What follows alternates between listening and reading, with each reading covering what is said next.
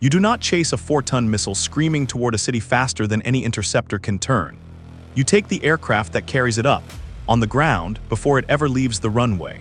That is the logic that put Ukrainian long-range drones over Savasleyka airfield in mid-August 2026, roughly 700 kilometers inside Russia, the home base of the MiG-31K jets that launch Kinzhal missiles at Ukrainian cities. And the night they arrived, Russia did something it never put in the brochure. It flew the invincible weapon away to save it. 4 MiG-31K jets lifted off in the dark and turned east, running for a base in Tatarstan called Shivo. Not climbing to launch, fleeing. The platform Vladimir Putin has spent years selling as an unstoppable hypersonic miracle spent that night trying to outrun a drone. Hold that picture, because everything else in this story bends around it. This was not a one-off lucky shot. It was the latest strike in a campaign Ukraine has been building for more than a year. A slow, patient reach into the Russian deep rear that has already touched airfields, refineries, and factories hundreds of kilometers from the front. Savasleyka was simply the night that campaign arrived at the front door of the Kinzhal program itself. To understand why that matters, you have to understand what the Kinzhal actually is, and what it is not. Start with the myth. Because Russia built it deliberately.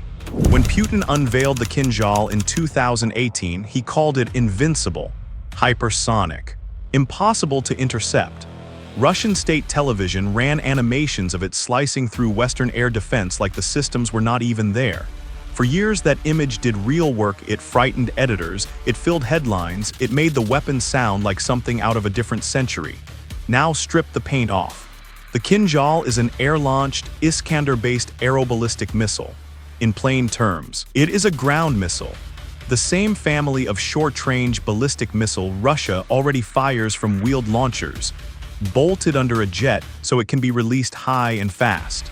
The speed everyone marvels at comes mostly from the physics of a ballistic missile dropped from altitude, not from some exotic new engine. That is the first thing the brochure does not tell you. Here is the second, and it is the whole reason Savasleyka happened. The Kinzhal cannot take off by itself. It needs an aircraft to haul it up to launch altitude and speed. That aircraft is the MiG-31K, a heavily modified version of a Soviet interceptor. The jet is not a delivery truck for the weapon. The jet is the first stage of the weapon. Without the MiG-31K climbing to height, the Kinzhal is just a heavy tube sitting in a bunker. It goes nowhere. So a Ukrainian planner looks at this system and asks a simple question. Do you try to shoot down a missile already moving faster than almost anything you own in the last seconds before it reaches a city? Or do you go after the slow, fragile, irreplaceable thing that has to sit still on a runway for the whole system to work? You go for the plane. You always go for the plane. And this particular plane is a museum piece that Russia cannot replace. Russia has not built a new MiG-31 since 1993, not a single fresh airframe in more than 3 decades. Every jet in the fleet is a Soviet leftover, kept flying with parts and overhauls. Ukrainian intelligence estimates only around 40 of these aircraft are configured to carry the Kinzhal at all. 40. That is the entire hypersonic launch fleet for a country waging a war across a continent. Every airframe lost is gone for good, and there is no factory line waiting to stamp out another. That number is the quiet crack running under the whole program. A wonder weapon is only as unstoppable as the platform that lifts it, and that platform stopped rolling off the line the year the Soviet Union was already gone. Keep that 40 in your mind. We will come back to what one lost jet does to it. Now the geography.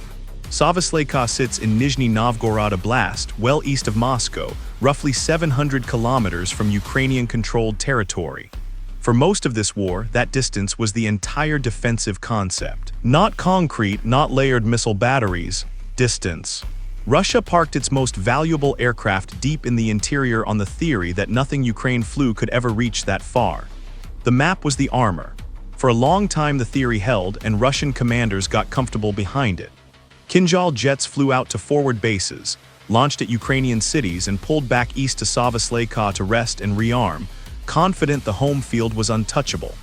That confidence is exactly the thing this strike was built to break. Because the base itself was never hardened for a modern deep strike threat. Savasleyka's air defenses, by the picture that open-source analysts have assembled over months, lean on Soviet-era light anti-aircraft guns and heavy machine guns, point defense weapons designed to throw metal at low, close targets. That kind of gun is fine against a slow aircraft in a bygone war. It is close to useless against a small, long-range drone coming in on a plotted course in the dark. The base was rich in aircraft and poor in the one thing that could protect them. And that is the trap the distance built. When you believe 700 kilometers is a wall, you stop spending scarce, expensive air defense on the places behind it. Russia has a finite number of modern batteries, and every one of them is wanted somewhere, over Moscow, over the refineries, over the front. Savasleyka got the leftovers because the map was supposed to do the job. The night the drones came, the map did nothing. That first Ukrainian drone crossing into Nizhny Novgorod oblast was the moment 700 kilometers stopped being armor and became just a number. But the plan behind it started long before the engines fired. That part came next. Reaching a target 700 kilometers deep is not a weapon problem. It is a patience problem. The platforms most likely used that night were long-range, fixed-wing strike drones, small aircraft with internal combustion engines, not the little battery quadcopters that hunt tanks near the front.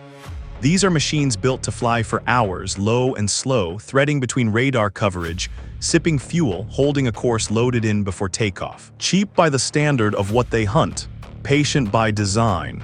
The exact munition that reached Savasleyka was never disclosed, and this narrator will not invent one. What matters is the arithmetic.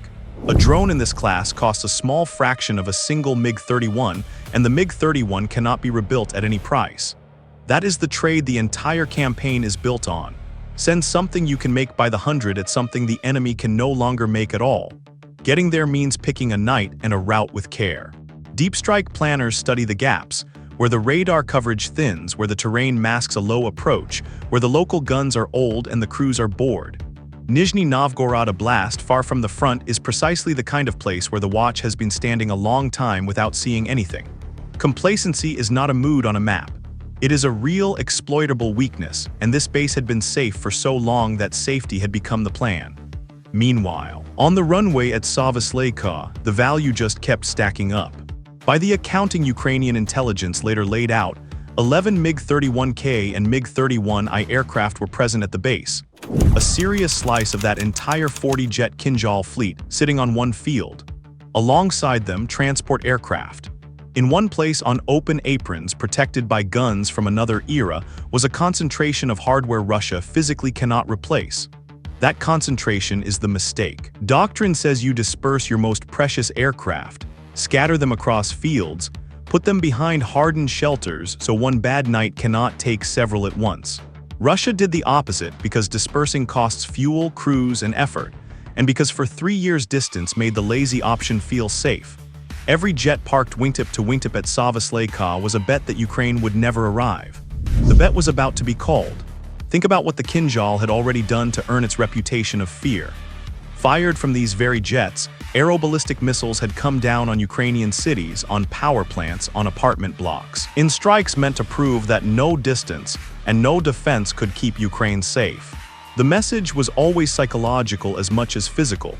We can reach you and you cannot reach us. Savasleyka was the answer to the second half of that sentence, and there had been a crack in the first half for a while too, quietly, without the animations. The Kinzhal is not, in fact, uninterceptable. Patriot batteries firing the PAC-3 interceptor have brought Kinzhals down over Ukrainian skies. The first time it happened, Russian commentators insisted it was impossible, then insisted it was a fluke, then went quiet as it kept happening. A weapon sold as untouchable had been touched, repeatedly, by a system the West already had in the field. There is a second, cheaper way to blunt it, and it lives in the guidance. An Iskander family missile leans on inertial guidance corrected by a satellite fixed to land precisely. Ukrainian electronic warfare can attack that fix, corrupt the satellite signal the missile trusts, feed its brain a false position, and drag the impact off the aim point. You do not always have to catch the missile. Sometimes you just have to lie to it convincingly enough that it misses. Between the Patriot that can hit it and the jamming that can spoil it, the invincible label had already worn thin long before mid-August. But intercepting Kinzhals one at a time over Ukrainian cities is the expensive, defensive game, burning million-dollar interceptors to swat missiles out of the sky night after night. Going after the jets on the ground is the offensive game, and the math runs the other way entirely. Break the launcher and you stop every missile it would ever have carried all at once for the price of a drone. That is the shift Savasleyka represents. Ukraine stopped only catching the arrows and reached for the bow. By early that evening, the drones were already in the air, hours from the target, following a course laid in before anyone at Savasleyka had reason to look up. The base was doing what it always did. Aircraft on the aprons, guns manned by men who had never fired at anything real, distance standing its long, silent watch. Nothing on that field knew the watch was already over. That part started when the first engine note carried in from the wrong direction. There is a specific sound to a strike drone in the dark. A small, insistent buzz, more like a distant motorbike than an aircraft, easy to mistake for nothing until it is very close. Somewhere on the Savasleyka perimeter, someone heard it. Then the old guns began to bark, throwing rounds up into a black sky at a target they could barely track, and the alarm went out across the base. Air raid, here. 700 kilometers from the front at the home of the invincible weapon. What happened next is the image this whole story was built to deliver. Russia did not stand and fight for its jets. It ran with them. Ground crews and pilots scrambled to get the airworthy MiG-31KS off the ground, not to intercept the drones, not to defend the base, but to save the airframes by flying them out of the blast radius. 4 MiG-31K jets got airborne and turned east, running for Beji-Shivo in Tatarstan, hundreds of kilometers deeper still, chasing the one thing that had always kept them safe: distance. Sit inside that decision for a second. The MiG-31 is one of the fastest combat aircraft ever built. A machine designed to sprint at 3 times the speed of sound to catch incoming threats. And on the night it mattered, its role was not to catch anything. It was to flee a handful of propeller-driven drones the way a man grabs the good silver and runs out the back of a burning house. The wonder weapon platform, exposed as exactly what it is: fragile, irreplaceable, and utterly dependent on never being found. The jets that got their engines lit lived. That is the grim joke buried in this night. And it answers the question planted at the start: what actually saved those 4 aircraft? Not the guns on the perimeter. Not a modern battery, there wasn't one. Not the distance, which had just failed for the first time. What saved them was their own engines, spooling up fast enough to carry them out of reach before the drones arrived. If anything protected the Kinzhal fleet at Savasleyka that night, it was the fleet's own ability to run, and running is not a defense you can count on twice. Because not everything on that field could run. The jets that were not airworthy, the aircraft mid-maintenance. The transports too slow or too heavy to scramble, those stayed. And the drones did not care about the empty aprons. They came for what was still there. The strike landed. Fires opened on the base, the kind of low orange glow that satellites read the next morning and millbloggers argue about all night. In the confusion of a deep rear base that had never rehearsed for this, crews fought fires and dragged equipment while the drones finished their runs. By dawn, Savasleyka was no longer the safe interior field it had been at dusk. It was a crime scene for the myth. Then came the accounting. And here is where the numbers matter. So attribute them once and read them straight. President Zelensky confirmed the Savasleyka strike publicly. Ukrainian military intelligence, through its chief and echoed by Ukrainian defense analysts, put the result at 1 MiG-31 destroyed, 2 Il-76 heavy transport aircraft destroyed, and roughly 5 to 6 more aircraft damaged. Not the 3 destroyed jets that some early chatter claimed, 1 confirmed destroyed, several more hurt. That is the honest tally, and it is more than enough. Sit with that 1 destroyed MiG-31 against the number from earlier, around 40 jets in the entire Kinzhal-capable fleet, none built since 1993, none replaceable. 1 airframe is not a rounding error against 40.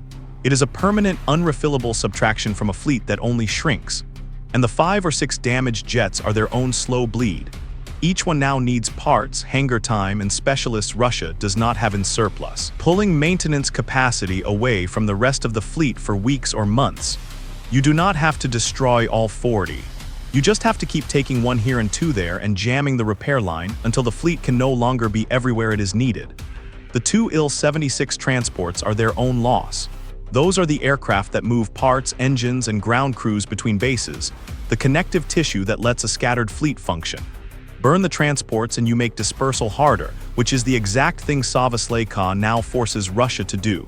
And that is the trap closing. After a night like this, Russia cannot keep parking its Kinzhal jets in neat rows at one comfortable interior base. It has to scatter them across more fields, and every field that suddenly holds priceless aircraft now demands modern air defense.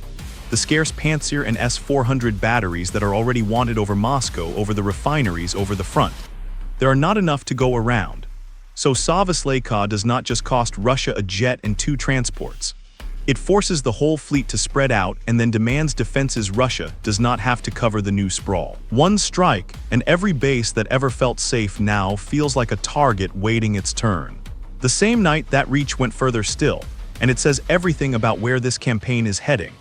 While the drones were working Savasleyka, Ukraine's new Flamingo cruise missile, the FP-5 struck Samara, roughly 800 kilometers out. It came down on the Progress Rockettan space plant and the Aviator works, the facility that overhauls Russia's Tu-95 strategic bombers, the same bombers that carry cruise missiles at Ukrainian cities. One operation, one night, several rings of the Russian military machine under fire at once. The plane that launches the Kinzhal and the plant that keeps the bomber fleet flying, both burning between 700 and 800 kilometers deep. That is not a raid. That is a message about range, which brings the myth all the way down to the ground where it belongs. Peel back everything and the Kinzhal is an Iskander-based ballistic missile flung from an old jet, a weapon the Patriot has already intercepted that electronic warfare can drag off course, hung under a Soviet airframe no factory has built in over 30 years. The magic was never in the missile. It was in the distance, and the distance just broke. Close the loop, the whole video hangs on. The reason Russia flew its Kinzhal jets away to save them is the reason the myth is dead. The invincible weapon has to sit on a runway to work, and a runway can be reached. For years, the safety of the deep rear was Russia's oldest advantage. The one thing the map guaranteed, the reason the interior fields went lightly guarded and the fleet slept in rows. Savasleyka turned that advantage into a liability in a single night. The deep rear is not a sanctuary anymore.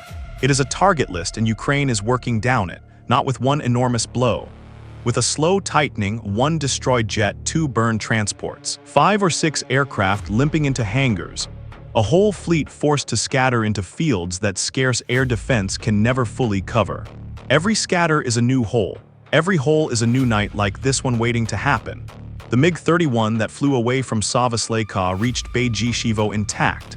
Its engines carried it out of the fire. But a fleet that can only survive by running out the back door has already lost the thing it was built to be. The invincible weapon spent that night proving it could flee. Distance kept it safe for 3 years. Now distance is just the length of the flight.